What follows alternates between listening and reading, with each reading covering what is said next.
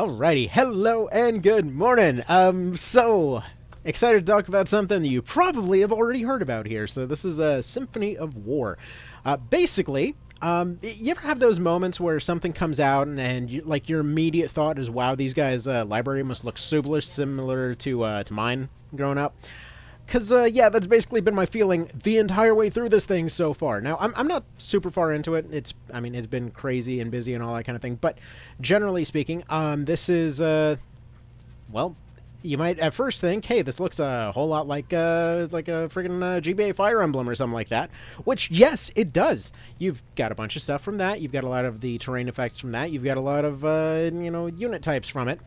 But then let's go ahead and look over at the organized screen, and what does this look like to you? Because it's also an Ogre Battle game.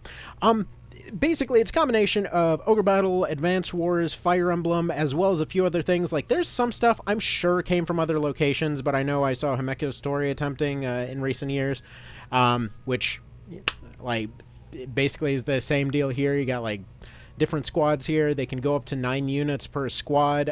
The kind of general unit allocations and slots are very similar to March of the Black Queen, but it's kind of got a class system a little bit closer to OB64 in an improved capacity. So, for example, this isn't really the right menu to show it. Like, let's say we look at these dudes over here, and let's see. Actually, no, wait, we can go to these guys. I think I can actually change stuff on them. So, like, you can see there's, there's little half slots and the individual 9 slots. You've got different class types. Like, for example, this lady is a combination of the March of the Black Queen Witch, as well as the kind of basic spellcasters from Fire Emblem. Like, there's just, they do their stun AoE, and then they also sometimes attack. They're just like a chaos caster, more or less. You've got archetypes all over the place. You may notice some people are cavalry, some ain't. This is what I was saying about the improved OB64 system. Instead of like specific requirements that got a little bit complicated, admittedly. Like, I love that game, but oh my god, getting a hold of some of the classes takes... We're just going to go with effort and leave it there. But, like, for example, like, let's say the squad right here. If we had any spare items, same thing, OB64 rules here. You've got a bunch of different stuff that will change what they do, like, how much capacity is in the squad. It'll give them little perks under certain circumstances. Apparently, at some point, you unlock more slots for that.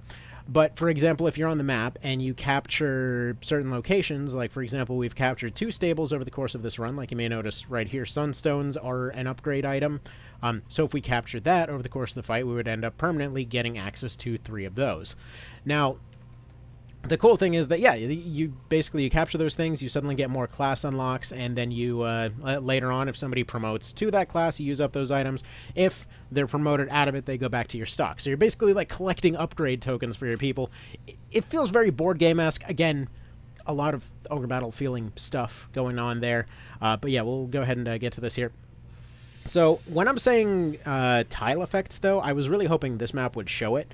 But you've got a lot more than just... and by the way, if you see a little bit of lag in here, that is entirely my laptop's fault. It has been lagging all day, but dang it, I'm going to redo this video. But, like, you'll notice going through this whole thing that there's all kinds of different potential terrain effects that can happen. You can put archers on higher elevations to give them free attacks against people. You can put them up on walls, for example, to give them defensive bonuses and improve their range.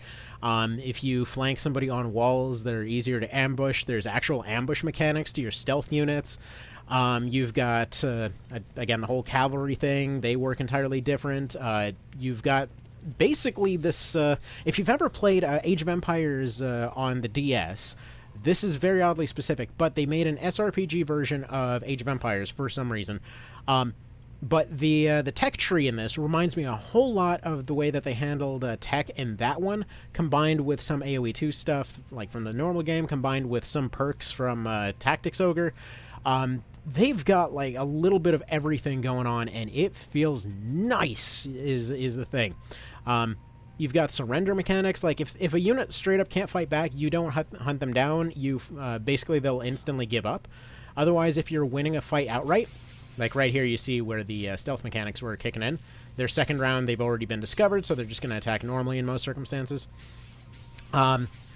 So it's cool to see all that kind of stuff going on.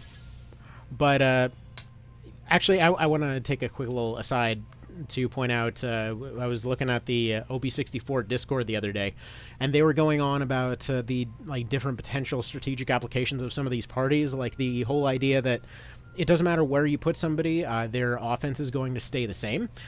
So in the case of let's say like putting some paladins in your back row, or not paladins, just like heavy cavalry in your back row, they can protect your squishies from stealth units while you can have those same squishies kind of in the center of your in your party there. You may notice there's some voice acting. There's not a ton, thankfully. I'm not saying it's actually, as far as the voice acting goes, this is going to be a weird hot take. I've actually preferred this to Triangle Strategy so far as like, hell, frickin' everything. Writing, voice acting, whatever else. I'm not saying it's Tactics Ogre level of writing that we're talking about, but honestly, as far as actually going into detail, describing scenarios, concerns people might logically have in these circumstances, I'm definitely feeling this a lot more than, hey, our army just suddenly respawned for the 4th time this month, don't worry about it, kind of stuff. Anyway, that tech tray I was talking about, you occasionally will see cool things like one of the early perks is if you put different types of units in each of the slots, you're kind of making more of a generalist squad. So, like, for example, mixed unit squad here is able to just automatically buff everybody in the team as long as they're not matching up types against a particular thing, which is just, if you like making mixed squads like I do, that's always nice. By the way, like I said earlier, this lag thing, this definitely does not happen under most circumstances. Also, by the way, like right here, you see if you mess up somebody's morale, then there's a chance that they can surrender. Normally you want to only do this when it's max, but I just want to show that if they don't surrender, they actually gain a buff against you and that kind of thing. So failed surrenders actually have a downside to them. But you have recruit mechanics built into the game normally. I like to call this guy down on his luck Ellwood, because he's exactly freaking Ellwood. There we go. Like that guy, if you win the fight anyway, they will get surrendered instead of killed. So you can just sort of subdue them that way. Actually, it's funny, in terms of GBA Fire Emblem references, it's a total coincidence, but I ended up getting a random mercenary right here. So the female kind of default... it would be the equivalent of kind of the Dragon Tamer in Tactics Ogre, or Ogre Battle, wherein you get your initial Sword Lady kind of upgrade. Happens to look like Lynn. I wound up rolling the name Lina, which was just I thought at first that they were scripted to be there, but upon going and reloading, it just seems like all those names are just random. That was a coincidence. Anyway, though. So you get all that kind of stuff going on. As far as loyalty goes, as I understand the different, in certain circumstances, that's a factor, but I don't know what the deal is there yet.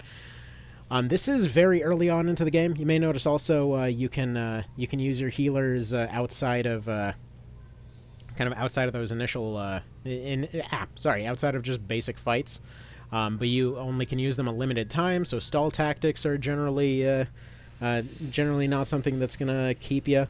The enemy teams have actually been pretty interesting. There's actually a permadeath in it too. So if you like, for example, that's where I'm playing on right now. There is a revival system very similar to March of the Black Queen, where you go and you visit the local temple to go get somebody back on their feet and that kind of thing. The plot so far, for lack of a better way to put it, and to try to avoid spoiling it because it sounds like a dang fever dream when you describe it this way, basically is, imagine starting at the intro of OB64 that somehow transfers into kind of mid-game March of the Black Queen, but then goes back to become its intro in order to stop halfway through the plot of Tactics Ogre, which ends up basically collapsing in on itself in order to sort of become the end game for FFT. That it's one of those situations where it's like little details from this, that, or the other are all over the dang place, and it's like, hey, this is from that, this is from that, this is from that. And I'm sure a lot of that might have potentially been unintentional. I don't know. But I will say the devs seem like really solid people. It's actually been really kind of adorable to see See them all showing up in different Discords and, you know, being happy that people are liking their thing, which is fantastic because this thing is awesome. But yeah, this is pretty much everything I would have wanted in an Ogre Battle sequel, so this works out pretty darn well. If you didn't know, by the way, as far as the real-time thing, because I have seen that as a sticking point for some, the real-time thing when they were making Ogre Battle was kind of a situational thing. They were told to go make something to compete with other RTS games and things like that, so they made an RTS. They're like the actual, you know, real-time part of it doesn't really add much if you think about it. Anyways, so currently it's still on sale for I think it's like $16 or something like that. It's just great, you know. So that's there. Just so you know, there are some minor technical hiccups here and there. I don't know why I keep going here and then not doing the type of attack I want to do. There we go. I was hoping to make them do a surrender, but I think it's because I'm at long range here. Sorry, it's hard to focus on this while also doing commentary.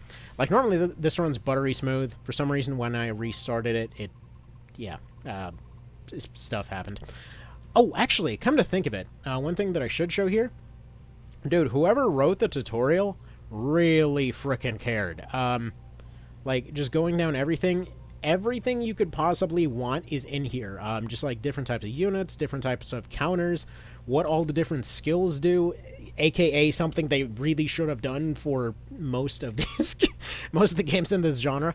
Like I can't even tell you how many times that you know, I was going and making videos on like Tactics Ogre or Ogre Battle type stuff just because it's stuff that should have been in the manual. And here they're like, yeah, here's how to use every single class that you've unlocked so far. If you want your Warren report, you've got a whole thing on that over here. By the way, this is totally not Tartaros. I don't know what you're talking about. Got different types of terrain and what they do and all that kind of thing. Like, for example, where it's showing right here, there is a walls mechanic that you put your archers on there. I was talking about that earlier. Archers and gunners and cannons, apparently, and just, like, whatever you wanted in... If you, like, when you think Ogre Battle and GPA Fire Emblem combination, it's going to be in here. In fact, dang it, okay, so I can't access it from this. Actually, I can probably go ahead and... Actually, can I just quick save it? Okay, apparently there is a quick save system, so that's neat. Let's go ahead and load up... Oh, there's a retreat system, too. I actually didn't... What does a retreat do? I never even knew that button was there. If I retreat... Oh, okay, never mind. You just go... Well, actually, that's fine. That's exactly what I was going to do anyway, so that works out. There's an arena, basically throughout. When I say arena, this seems, as far as I've seen, to be a combination of the Ogre Battle 64 training mechanic and the quest mechanic from Tactics Ogre, if I were to combine two things that, you know, folks on this channel would understand. So we'll go ahead and use our OP super unit here. Now, the reason I say it's a combination of those things, it is randomly generated to some degree, just like the, just like OB64 would be, but you are getting you are essentially getting stuff from a pool of potential prizes on a set map, like the quest mode mechanic. So I'm going to go ahead and end turns here, because I've done this one before, and I already know they're going to charge ahead. They seem to come in with different parties every time, like these guys, these gunners over here were, I believe they were archers my first time through, or possibly even a cavalry squad. So far, I'm sure this will end up changing. It seems like there's multiple times when your party will end up changing for plot reasons. So, you know, currently this is... I would say a couple hours into the game. I'm sure you can speed run it faster, but this is the kind of OP super unit of the moment. The absolutely ginormous lady who happens... I guarantee there's no possible way she's staying in the frickin' party, because, oh my goodness. Basically, this is consisted of, here's all the plebs, and here's the train that runs everybody over, so, you know, your usual character that you're going to find in these games. I'm actually a little bit surprised that they made them, that it's actually a plot reason that they're like that. But either way, I don't know what the full extent of that's going to be. So far, I have to say the plot has really made me think of like having Ogre Battle vibes, but generally makes me think of how GBA Fire Emblem was handled, where sure there's bigger stakes and whatever else, but you know that the story is going to be there. Like it's basically there to set kind of set the tone for everything, set the mood for everything. But you know that you're probably okay just doing the fights if you really want to dead brain it. Probably, maybe, I would assume. There have been moments where they give you little bonus objectives, but it doesn't feel like not doing those is going to be a major effect. If you're wondering how they handled gunners in this one, they are the Alpha Strike Squad. They hit way harder, and then they only get one attack. Which actually, speaking of attack orders, I was talking earlier about how you don't lose offense for having offensive units in the back row. Interesting thing about that, yeah, in most cases you've got 2 phases, but you've got bonus actions that characters can roll, believe based off the skill stat. So, for example, like you have skirmishers that are just generally light fighter units, but if they're in rough terrain, they have a really good chance to get a 3rd attack in. So there's little considerations like that. But yeah, I haven't even gotten halfway through this thing. Allegedly, it's like a 40-hour long game, which I'm definitely excited for. Actually, I'm really curious to see. I believe this does have controller support. I haven't tested that yet, but if it does, I'm really curious to see how it'll look streaming on a Retroid whenever the hell that finally decides to get here, because that sounds like it'd be an incredibly good time. It'd be like having all of these things on a handheld. So curious. Never surrenders, but they're apparently doing a just fine job, completely shredding everybody else. So, what am I saying here? I mean, that should be pretty obvious. Like, game good. Game very good. Go buy. It's cheap, and it's definitely got content for you. In fact, it's a little bit funny that this is cheaper than any of the original Ogre Battles or anything else on hell that they ever were. So, actually, let's go ahead and have these guys function as support. If you're wondering, by the way, in terms of permadeath mechanics and how anything else works, in training mode, it doesn't really count. So, it's suspended for training mode, so it's not really anything to worry about. What else is there to cover, really? You liked Ogre Battle, you liked old-timey Fire Emblem before it became a dating simulator, then this. You don't... oh, actually, they do have support conversations if you want that kind of thing.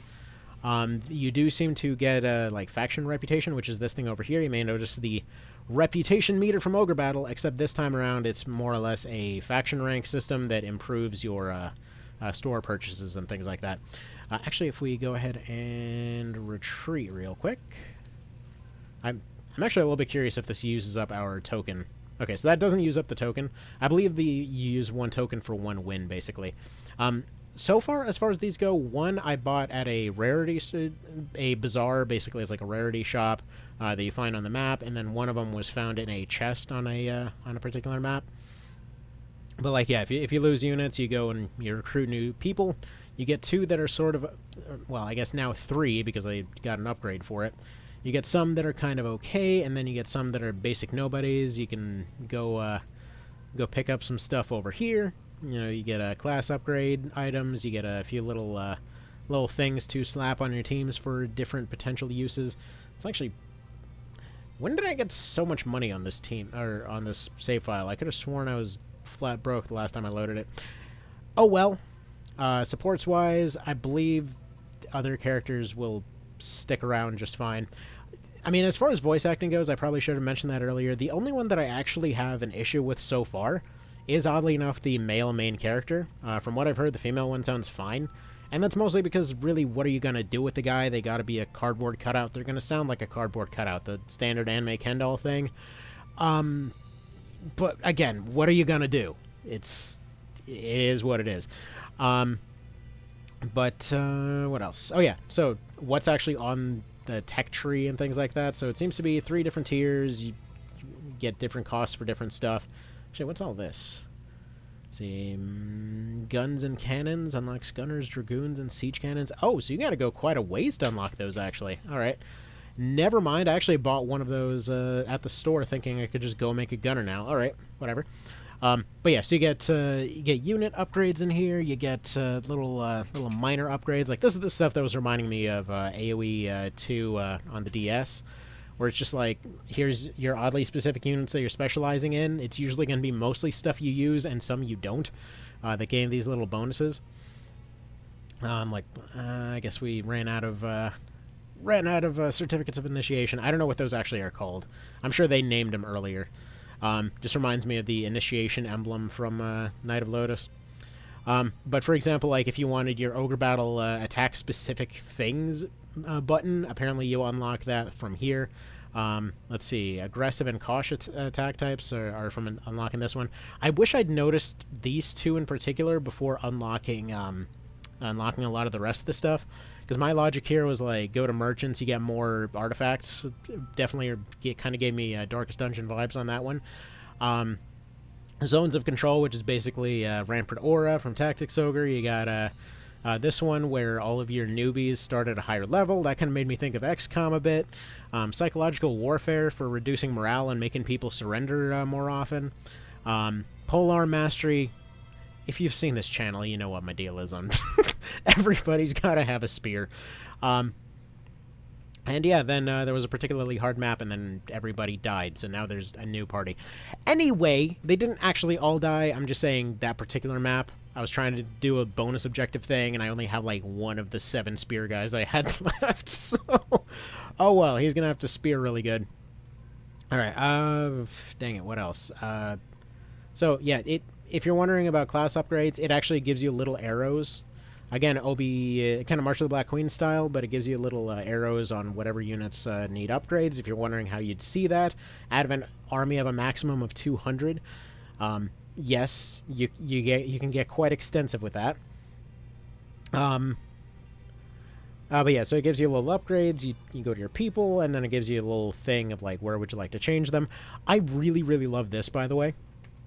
So, for example, the Samurai is exactly like the Samurai from March of the Black Queen, except instead of doing sword lasers, he's the spear bow guy. And I love that early on there's actually a boss that has 2 spear guys in front, 2 archers in back of him, and he's just there in the middle, swapping between roles depending on your range. I was like, this is such a tasty tutorial on making that happen. Like just telling the player, hey, look, here's how these multi-role units work. Just, you know, one of those chef's kiss moments over there. Just loved it.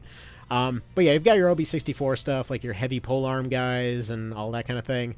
You can switch everybody to cavalry versions for different reasons. Like cavalry can hit and run in the middle of fights and all that. But anyway, this is just an early impressions. I really cannot say enough good stuff about this so far. From what I've heard, this actually continues pretty much all the way through. You know, folks with more time on their hands have told me that, yeah, this is pretty consistent. Devs seem awesome. They're already listing a bunch of upgrades they want to do. So, like, for example, there's a few little UI things I know I was already asking for. That just would be nice to see, like being able to swap between squads a little bit faster, but again, it's perfectly fine. So minor technical hiccups, just so you know. So I know whenever launching it, I always have to go to like to swapping between the screen sizes until finally it just snaps to one that'll work. Because it comes off a little bit pixelated on first launch. I just want to say this is not going to be an everybody issue. It sounds like it's kind of weirder resolutions that have that issue. Like I've got a 1366 laptop, so obviously that's not going to be terribly standard. And if you move it back and forth a couple times, it just sort of fixes itself. As I understand, that's already a work in progress, so, you know, it is what it is. But yeah, is it worth your money? Yeah. Honestly, if you had a choice between this and Triangle, like if for some reason that was your choice, even though they're in 2 different systems, I would honestly say this. I mean, currently at the moment, I would have preferred to buy this 4 times than actually have Triangle. It's been getting kind of bitter in my head, actually, from how bad the writing is in that one. But yeah, that's about that. You guys have a good one. Take care. And yeah, I'm hoping to do a full review upon actually fully completing it, but early impressions are astoundingly positive. So, thank you guys. Take care, and have yourselves a good one.